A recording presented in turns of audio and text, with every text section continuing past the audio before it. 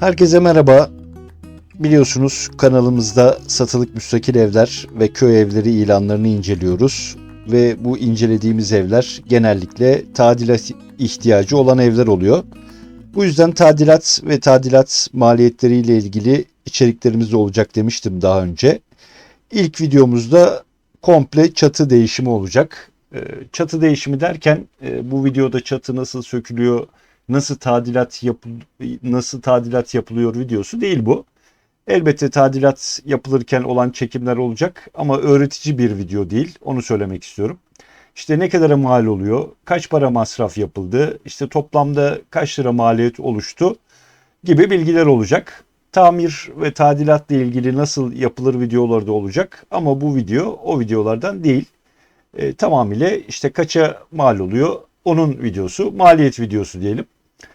Bu ev Mudurnu'da arkadaşımın evi. Geçen sene benim tavsiyemle aldı. Çok ucuz bir fiyata aldık gerçekten. İlk zamanlar Allah razı olsun bu evi buldum bana modundayken. Şimdi Allah belanı versin modunda. Tadilat maliyetlerinden sonra. Şaka bir yana gerçekten çok para harcadı. Ve bana göre çoğu gereksiz ve abartılıydı. Bunu kendisine defalarca kez söyledim. Ama beni dinlemedi. Herkesin kendine göre bir düşündüğü var. Bu yüzden saygı duyuyoruz mecburen. Bu çatı komple bir değişim içeriyor. Çatıdaki ahşaplar, işte yalıtım malzemeleri, işte bu köpüklü saç, trapez hepsini sıfır aldı ve tüm işte eski malzemeleri komple değiştirdi. Yani aman işte şu parçayı kullanayım, işte aman burası da böyle olsun yapmadı. Her şeyi en baştan yenisiyle değiştirdi diyeyim. İşte çatı, bacalar, oluklar bununla ilgili bunun yanında yine kenarlara ve bahçeye uzatma yaptı. Bu da ekstra bir maliyet çıkardı ona. Ama dinlemedi, her şeyi fazlasıyla yaptı. Biraz takıntılı, obsesif bir arkadaş bu arkadaşım. İlla ki her şey yeni olacak, her şey dört dörtlük olacak kafasında. Bazı insanlar böyledir. Bazıları da tam tersi benim gibidir. Ben nasılım? İşte çatıda delik var.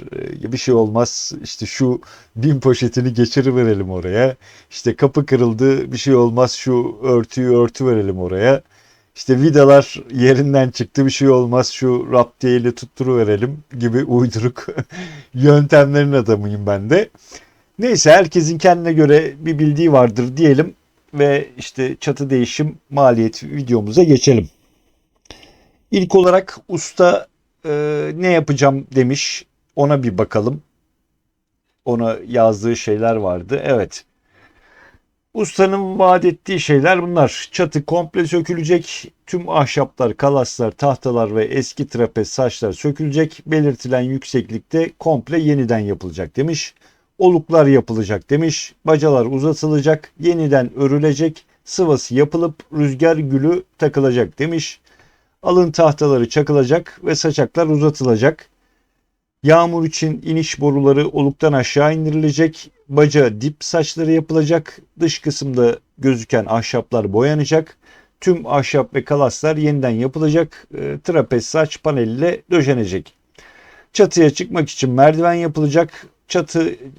Çatıya çıkış kapağı yapılacak. Çatı büyüklüğü 140-160 metrekare arası denmiş. Ekstra buna 20 metrekarelikte bir bahçe alanı var. Bu daha sonra yapılan bir iş. Bu arada bunu not olarak söyleyeyim. İlk başta yoktu. Daha sonra bu ekstra bu bahçe uzatması çıktı. 20 metrekarelik belki birazcık daha fazla bir alan. Bunun için bu yapacağı işler için ustanın istediği fiyat 120.000 TL. Bu ekstra harici ama sadece bu işte çatı için istediği para bu. Bahçe için ekstra alanında onu da daha sonra ekleyeceğim. Bir malzeme listesine bakalım. Neler istenmiş malzeme olarak, ne alınmış daha doğrusu öyle diyeyim. Trapez saç yalıtım köpüklü 220 metrekare alınmış, 103.950 TL tutmuş. Bu Ekim 2023'te alındı bu trapez saçlar. Yani bu iş yapılmadan bayağı önce alındı. O yüzden videonun sonunda belki böyle bir enflasyon farkı gibi bir fiyat eklemesi de yapabiliriz. Daha böyle bir net kafamızda bir şeyler oluşsun diye. Diğer malzemeler Mayıs 2024, hatta Mayıs-Haziran arası diyeyim. Yani yeni, daha bir aylık fiyatlar, buna göre değerlendirin lütfen. Oluklar 40 metre oluk alınmış 10.000 TL. Mahya birleşim yerleri için 42 metre mahya alınmış 10.500 TL o tutmuş. Baca saçları 3.000 TL. Hazır sıva 1.000 TL. Çatı çıkış kapağı 1.750 TL. Rüzgar gülü 2 adet 2.500 TL. Kereste ve tahta olarak ne alınmış? 10'a 10 2 metreküp 10'a 10 kalas alınmış. 5'e 10 3,5 metreküp alınmış. 1 metreküplük tahta alınmış ve bunların toplam fiyatı da 66.300 TL tutmuş. Yine ekstra olarak alın tahtası 44 metre alınmış. Metre mi metrekare mi bunu bilmiyorum. Metre olarak yazmışlar. 4.840 TL'de o tutmuş fiyat olarak, metredir galiba bu. Nakliye, bunlar için nakliye 5.000 TL tutmuş. Çivi de 950 TL tutmuş. Yani toplamda 209.790 TL tüm malzeme parası, işte bu çatının trapezi, saçı, işte çivisiydi, bacasıydı, saydık zaten tek tek. Bunların hepsinin maliyeti 209.790 TL. Şimdi de böyle bir bütün rakamları bir toplayalım. Bakalım ne kadar karşımıza bir rakam çıkacak. İlk önce işçilik 120.000 TL demiştik. Malzeme 209.790 TL. Yine parantez içinde belirteyim. Bu trapez saçlar 2023 fiyatı. Ekstra işçilik, bu bahçe olan kısma uzatmaya da bir 39.160 TL almış. Bu niye böyle küsuratlı bir rakam istemiş bilmiyorum ama belki bir şeyleri düzlemek içindir muhtemelen. Yani 40.000 lira civarı da bu bahçe alanı için işçilik bedeli istemiş ustalar. Ekstra malzeme yine bu bahçe için OSB, sunta ve parke alınmış. Bunun da bedeli 15.354 TL. Hepsini topladığımızda genel toplam 384.304 TL gibi bir rakam çıkıyor. Yani işte buna enflasyon farkını da koyarsak, çünkü dediğimiz gibi işte saçlar Ekim 2023'te alındı. Yani çok rahat bir şekilde 400.000 TL'yi geçiyor.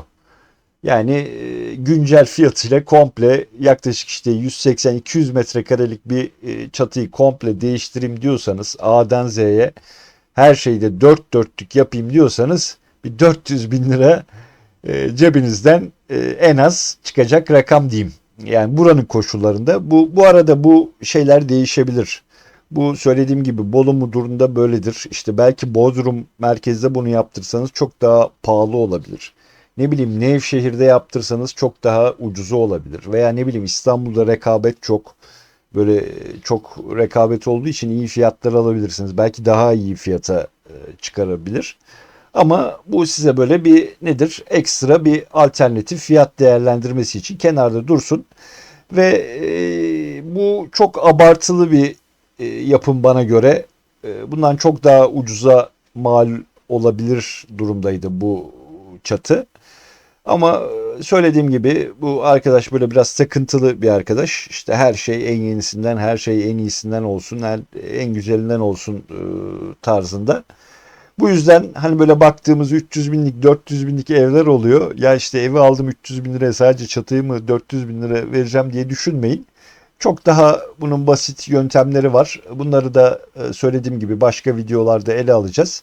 Yine bunlarla ilgili içeriklerimiz de olacak.